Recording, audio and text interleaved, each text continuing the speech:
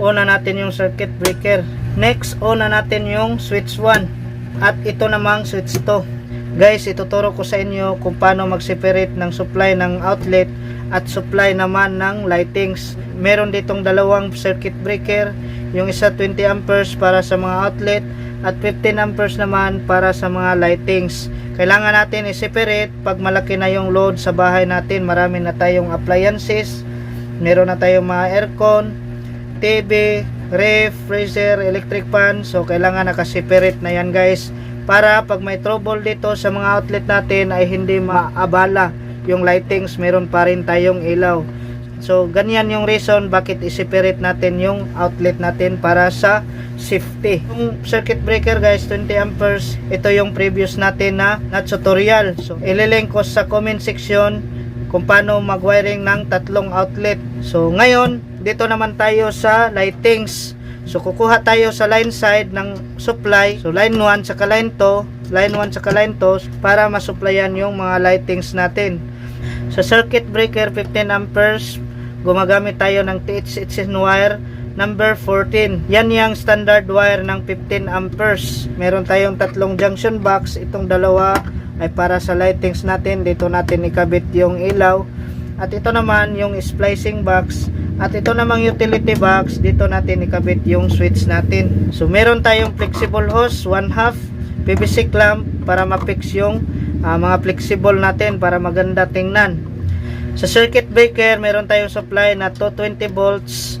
Itong red, ito yung ginagamit natin na light. Ito namang yellow ay ginagamit natin na neutral. So bali ito yung supply natin, line 1 saka line 2. Sa switch naman, gumagamit tayo ng tatlong wire kasi itong pula, ito yung common natin.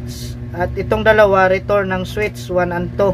Sa lightings naman, meron tayong supply na dalawang linya, line 1 saka line 2. Ganon din sa pangalawang ilaw natin, meron tayong line 1 saka line 2. So ngayon, actual wiring na tayo guys. Ito yung supply natin at 220 volts. So yung line 1 saka line 2. Ngayon guys, unahin natin pag-connect yung line 1. So ito yung line 1 natin, dito naka-connect yung common ng switch. Yan, itong dalawa guys, splice natin. Ayan, nag-connect na.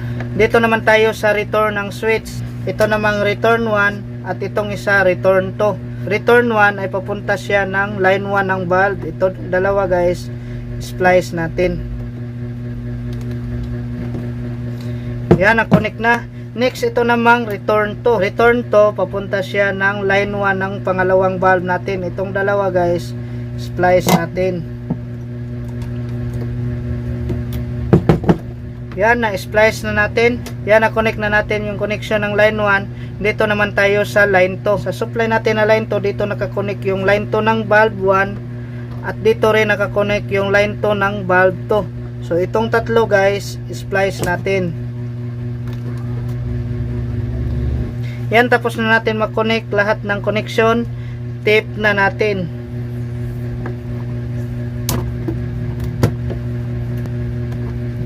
Yan, tapos na natin matip lahat ng connection. Ikabit na natin yung tugang na switch.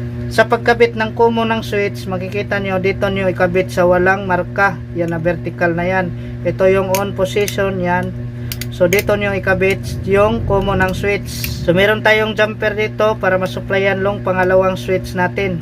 So una, dito natin sa butas na to ikabit yung common ng switch. Bali ito yung switch 1, ito namang switch 2. Yan, common ng switch, dito natin ilagay sa may jumper. Itong butas na to guys, lagay natin. Yan, na-connect na. Dito naman tayo sa return. Ito yung return 1, ito yung return 2. Sa return 1, dito natin i-connect. Kahit saang butas dyan guys, pwede nyo i-connect. Pwede dito sa isa, pwede rin dito. So kahit saan. Yan, na-connect na. Next, ito namang return 2. Dito natin i-connect sa pangalawang switch. So kahit saang butas na yan guys, ilagay nyo. So yan, na-connect na yung common ng switch, return 1 saka return 2. Yan, tapos na natin ma-connect yung tugang switch natin. Dito naman tayo sa socket. Sa socket, ang tamang pagkabit nito ay makikita nyo itong pin sa loob. Dito nyo ikabit yung galing sa switch, return ng switch.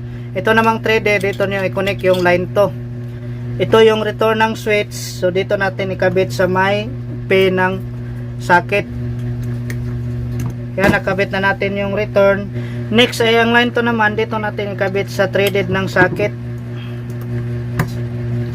Yan, tapos na. Next ay ito namang pangalawang socket.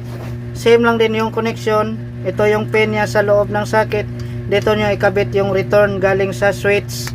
So kabit natin yung return galing dito sa may pin ng socket. Line to naman, dito natin ikabit sa threaded ng socket. Yan, na-connect na natin yung dalawang socket. Fix na natin. Next ay ito namang tugang na switch. Next ay tapping naman natin yung supply ng lightings natin dito sa load side ng breaker. Ito yung line 1, dito natin ikabit sa line 1 ng breaker. Next, ito namang line 2, dito natin ikabit sa line 2 ng circuit breaker. Yan, tapos na natin matapping yung supply ng lightings natin. Next, dito naman tayo sa line side. Dito tayo kukuha sa circuit breaker na 20 amperes line side. Papunta dito sa line side ng 15 amperes para masupplyan yung lightings natin. Tapping natin tong itim sa white. Ito yung supply na to 20 volts. Itong itim dito natin ikabit sa line 1 ng circuit breaker. Yan, na-connect na. Next, ito namang white. Ito yung line 2. Dito natin ikabit sa line side ng line 2 ng circuit breaker. Yan, tapos na natin matapping yung supply ng line side ng 15 amperes. Dito naman tayo kukuha ng supply sa service entrance. Ngayon, ikabit na natin yung line 1. Dito natin ikabit yung line 1 sa line 1 ng circuit breaker. Ito ay line side.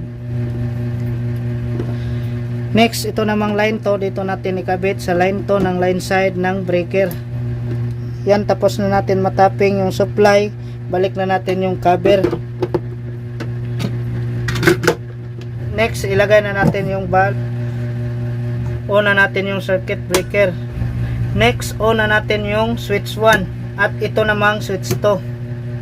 So, off switch 2, off switch 1. On switch 2, on switch 1. Off, off, on, on. Next, dito naman tayo sa outlet. On natin yung circuit breaker. So, test natin kung may supply na to 20 volts. Yan, umiilaw. Next ay pangalawang outlet. Next ay unang outlet.